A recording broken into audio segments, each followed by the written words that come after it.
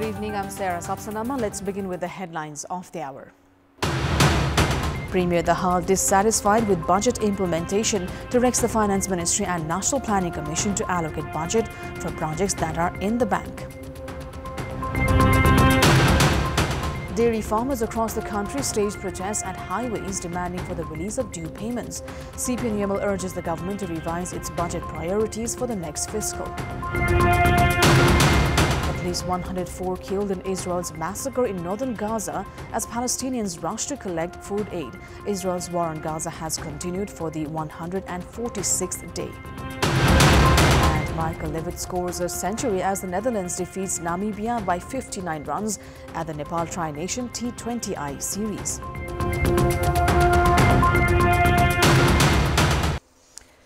Prime Minister Pushpa Kamal Dahal has directed the Ministry of Finance and the National Planning Commission to allocate budgets for projects that are in bank in the coming fiscal year. The Premier issued the directive as he attended a meeting to review the status of government policies, program and budget in the ongoing fiscal year. The Prime Minister has called on all concerned ministries for a joint effort to increase capital expenditure.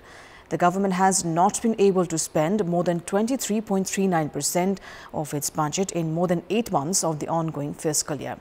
In light of the current scenario, Prime Minister Dahal has directed ministries to allocate budget for ongoing projects that ensure benefit to the public and forego projects that have struggled to produce results for years. नतिजामूलक कार्यतर्फ पुँजीगत खर्च केन्द्रित गर्न आवश्यक छ। यसैगरी संघ र प्रदेश तथा स्थानीय तहबाट सञ्चालन हुने आयोजनामा दोहोरोपन हुन नदिन र विभिन्न तहगत आवश्यक समन्वय गरी आयोजना तर्जुमा तथा कार्यान्वयन गर्ने पद्धति अवलम्बन गर्न समेत म विशेष रूपले आग्रह गर्न चाहन्छु। पहिले नै हामीले अध्यादेशबाट यो नीति कार्यक्रम र बजेट निर्माण प्रक्रियालाई अलि नयाँ किसिमबाट लैजाने निर्णय गरि पनि सकेका छौं र त्यो कार्यान्वयनमा गइ पनि राखेको छ। Premier Dahal also directed all ministers to ensure better performance and as per the government goals. The Premier informed that of the 1,777 milestones to be attained by mid-February, only 36% had been achieved, while works of 51% works were still ongoing. He also ensured that efforts will be made to remove obstructions seen in national prime projects. The Prime Minister has also warned of making public officials pay compensations if their indecision caused losses to the state. Dairy farmers across the country have staged protests at highways demanding for the release of their pending payments. Their protest, however, has been ongoing since several days. Farmers in Makwanpur have said they have yet to receive 500 million rupees as they staged a peaceful protest in major highways by walking on foot. In Bhaktapur, farmers gathered in Jagati to stage protests demanding for the release of their payments along with maintaining grants on milk and ending the milk holiday. Elsewhere in Bardia, farmers staged protest in Gularia, putting forth a 9-point demand which included halting import of dairy products from India along with the release of their payments. Livestock farmers in the east and west Nawalparasi also obstructed the east-west highway section between Bardaghat in the west and Kawasoti in the east for the same reason. They even poured milk on the road as a sign of protest against the government. Kavis farmers obstructed vehicle movement in Char Dobato of Banipa, demanding for the resignation of Minister for Agriculture. CPN lawmakers at the National Assembly have demanded for a revision in the priorities and ideologies of the budget introduced by the government for the upcoming fiscal year. The meeting of the National Assembly held today opined that the budget had been a copy-paste version of last year's budget and said it had no goals. They alleged that the government had faltered and demanded for rewriting the budget. National Assembly members have also demanded the government ensure dairy farmers are paid their due amounts.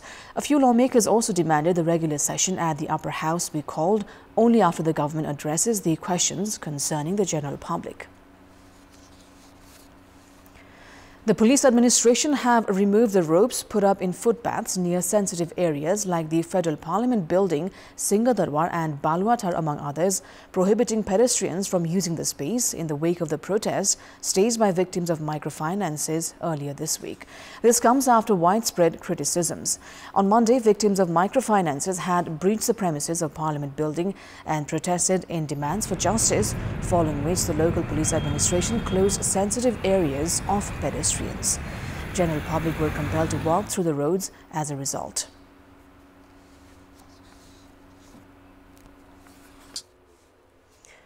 The District Administration Office Dhanusha has directed to vacate government-owned and public land that have been illegally occupied. The Chief District Officer of Dhanusha, Chakrapani Pandey, issued a directive to vacate the lands in the name of the government, Guti and other public land. According to the notice, actions will be taken as per existing laws against those who are involved in misuse of public land, sale and using such land as security. The district administration has urged people to inform the authority about individuals that have occupied public land for their own benefit within 10 days. Palpa has sold oranges worth over 467 million rupees this year. Although productions went down, sales were reportedly higher than last year, as the district last year had sold oranges worth 433.5 million rupees. Last year, the district had produced 9,031 metric tons of oranges, which reduced to 8,861 metric tons this year. The farmers had received a price between 40 to 46 rupees per kilogram for their oranges, which went up to between 55 to 60 rupees per kilogram this year. Palpa grows oranges in around an area of 1,146 hectares.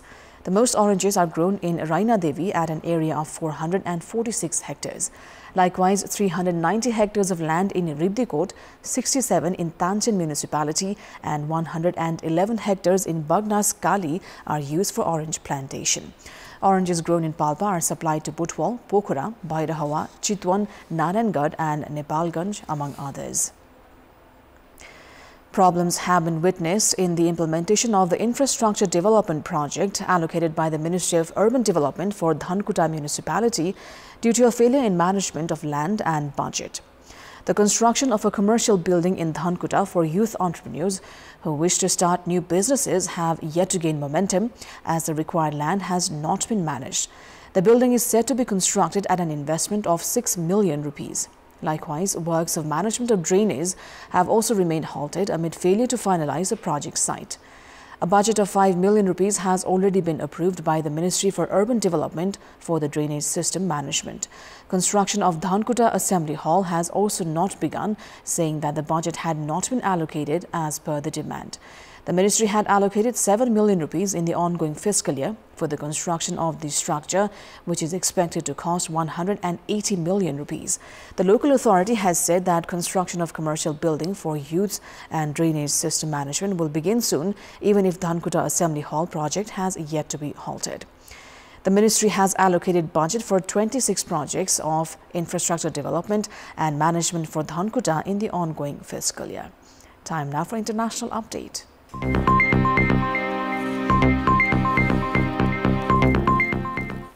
At least 104 Palestinians have been killed and 760 wounded in what the Palestinian Foreign Ministry has called a cold-blooded massacre at the hands of Israel. The citizens had congregated at the Al-Rashid Street, where 8 trucks carrying flour were believed to be on the way.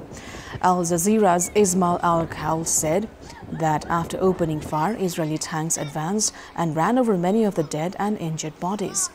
The dead and wounded had been taken to 4 medical centers, Al-Shifa, Kamal Adwan, Al-Ali and the Jordanian hospitals.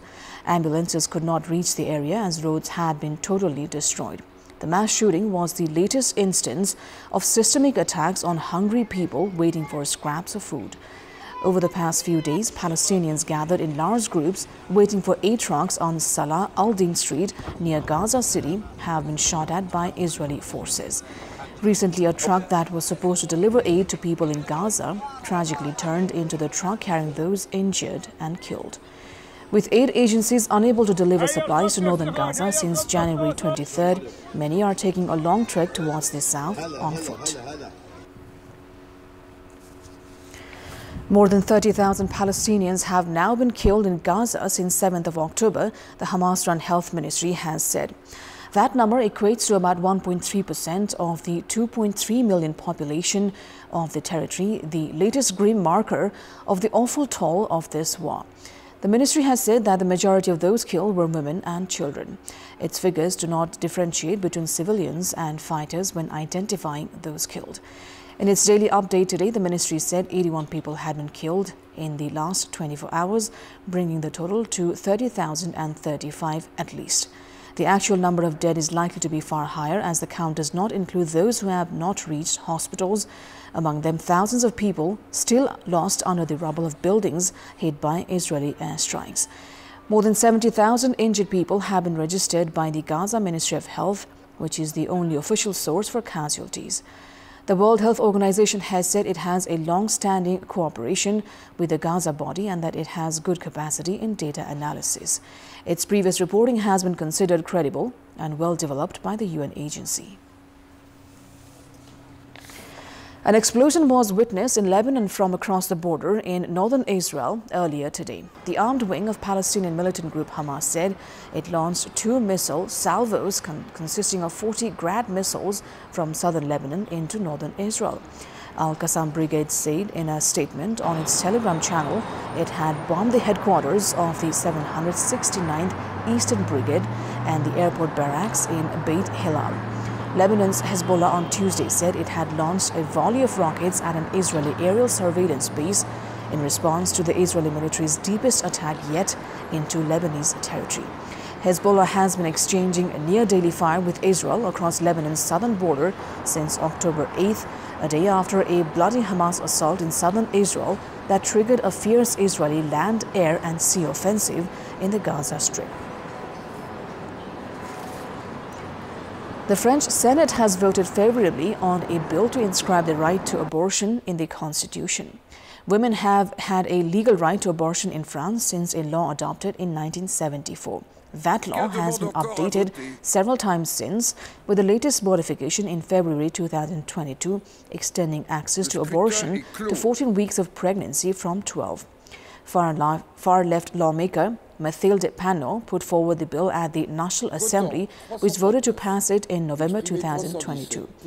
The bill followed a U.S. Supreme Court decision that reversed the Roe v. Wade ruling that recognized women's constitutional right to abortion and opened the door to states to ban the procedure. Proponents and supporters of the bill have said that abortion is a fundamental right and a guaranteed freedom that must be included in the Constitution. The text adopted by the Senate seeks to inscribe in Article 34 of the French Constitution that the law determines the conditions in which a woman has the guaranteed right to have recourse to an abortion.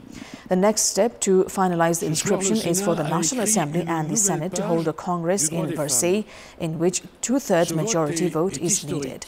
Abortion rights are more widely accepted in France than in the United States or some fellow EU countries. Some 83% of French people are happy with the fact that abortion is legal. The United Nations peacekeeping mission in the Democratic Republic of Congo, also known as MONUSCO, initiated its withdrawal from the country after 25 years by transferring the base of Kamanyola in the country's far east to Congolese authorities yesterday. Established in the year 2005, the Kamanyola base was tasked with protecting civilians and maintaining security in the eastern South Kivu province. At a handover ceremony, MONUSCO chief Bintou Keita expressed hopes that the transfer would set a precedent for the mission's disengagement process. According to MONUSCO, the transfer marks one of the initial steps in its disengagement from South Kivu. Keita reiterated the commitment to work jointly with the Congolese authorities for an orderly and responsible withdrawal. MONUSCO has approximately 15,000 peacekeepers and operates in the troubled provinces of South Kivu, North Kivu and Ituri. The withdrawal plan established by the DRC and the UN entails a complete withdrawal of military and police components from South Kivu by April 30th, with the civilian component following suit by June 30th. In Pakistan, the 16th National Assembly came into effect today with the oath-taking of lawmakers elected on 8th of February amid allegations of vote rigging. The return of former Premier Nawaz Sharif to the parliament after more than 6 years was the highlight. Speaker Raja Pervez Ashraf administered the oath. PMLN President Shehbaz Sharif, ex-President Asif Zardari, PPP Chairman Bilawal Bhutto Zardari and JUIF Chief Maulana Falzur Rahman were among the top politicians who took the oath today amid protests by members affiliated with Imran Khan's party. The session started with a ruckus as soon as the National Assembly ended, with the Pakistan Tehreek-e-Insaf PTI-backed lawmakers who have joined the Sunni Ittihad Council SIC surrounding the Speaker's dais. The party had already announced it would protest in today's session against the alleged rigging. It was after an appeal by the Speaker that the lawmakers settled down and the oath was taken by all the members. However, as soon as the oath was administered, the SIC lawmakers asked the Speaker that they be allowed to speak on a point of order.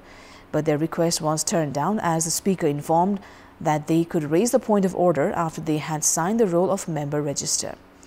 The election for Prime Minister will be held on March 4th. Thailand will ban recreational use of marijuana by the end of this year, but continue to allow its use for medical purposes, the Health Minister said in an interview yesterday. Thai Health Minister Cholnan Srikeo said that cannabis has to be controlled, meaning that production, import, export or processing would require permission. Cannabis shops that operate illegally will not be allowed to continue, while homegrown cannabis will also be discouraged, according to Cholnan, who put the number of legally registered shops at 20,000. The draft law specifies a fine of up to 60,000 baht for recreational use, while those selling cannabis for such use and participating in advertisement or marketing of buds, resin, extract or smoking devices face jail terms of up to a year or a fine of up to 100,000 baht or both. It also toughens punishment for cannabis farming without a license, with jail terms ranging from 1 to 3 years and fines from 20,000 baht. The draft bill will go to the Cabinet for approval next month before heading to Parliament to be passed before the end of the year.